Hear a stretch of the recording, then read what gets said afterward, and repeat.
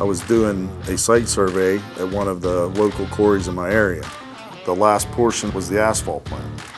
And I noticed two conveyors. The one conveyor that had Urathon idlers on it was running very smooth.